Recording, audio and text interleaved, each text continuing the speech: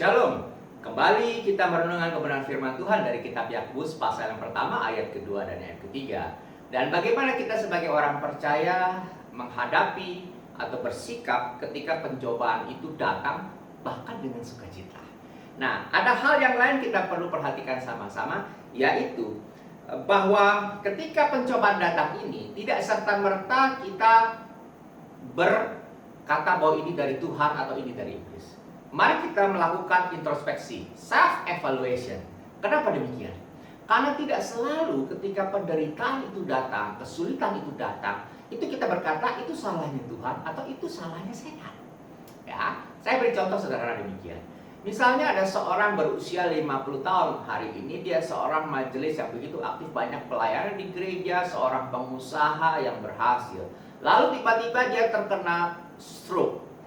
Lalu ketika dia stroke, dia minta banyak orang mendoakan, hamba-hamba Tuhan berdoa, dan bahkan di dalam satu kesempatan dia berkata, kenapa Tuhan saya harus menderita stroke ini? Padahal saya dalam kondisi on fire. Saya mau melayani Tuhan lebih lagi, saya mau menjangkau jiwa, saya mau ikut kursus, ikut seminar, bahkan saya mau ngambil sekolah teologi untuk melayani Tuhan lebih lagi. Saudara dikasih Tuhan, mari kita perhatikan self-evaluation. Apa yang saya maksud adalah begini.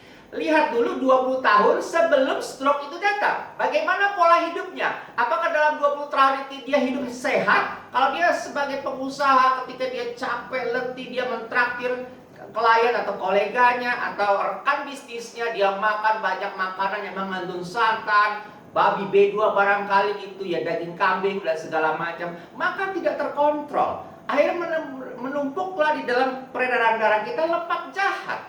Dan kalau itu yang terjadi, lalu kemudian tidak di-exercise, tidak melakukan olahraga, mulai perutnya membuncit ya. Lalu akhirnya apa? Sulit berjalan, lemak, dan dia punya keturunan masa lalu, yaitu turunan keluarga yang punya penyakit darah tinggi. Ya, kalau hal ini terjadi dalam 20 tahun terakhir, kita tidak berkata bahwa ini salahnya Tuhan, ini atau salahnya setan, atau salahnya iblis. Itu jelas adalah bagaimana kita tidak mengontrol hidup kita. Contoh yang lain hari ini, ketika kita mungkin hari ini kita berkata, Tuhan, kenapa saya kena kanker paru-paru Tuhan? Saya teringat dengan orang tua saya, papa saya. Dia terkena sakit kanker paru-paru, jelas. Kenapa? Karena pertama dia seorang peminum yang luar biasa, seorang perokok berat. Lalu dia bergadang luar biasa, jarang tidur. Ya ketika hal ini memicu otomatis kanker paru-paru. Dan apakah ini kita berkata salah Tuhan? Tidak, ini yang kita perlu adalah kontrol diri dan juga self-evaluation dalam mengikut Tuhan.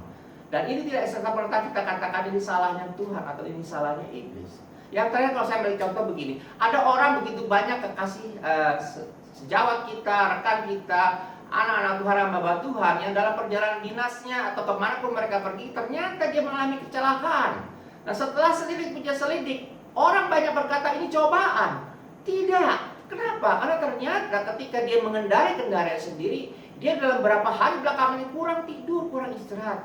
Dan dia kedapatan mengantuk, tertidur ketika dia sedang mengendarai. Bukan kasus seperti banyak sekali terjadi. Dan sangat disayangkan kita selalu berkata ini salahnya Tuhan atau ini adalah pencobaan. No, inilah bagian kita untuk self introspeksi diri kita, bagaimana kita mengikut Tuhan. Tuhan beri kita hikmat, mari kita sama-sama pakai. Dan jangan pernah lupa bahwa semua ini bisa terjadi adalah realita hidup bagaimana kita ikut Tuhan. Tuhan Yesus memberkati. Secangkir kopi bagi jiwa.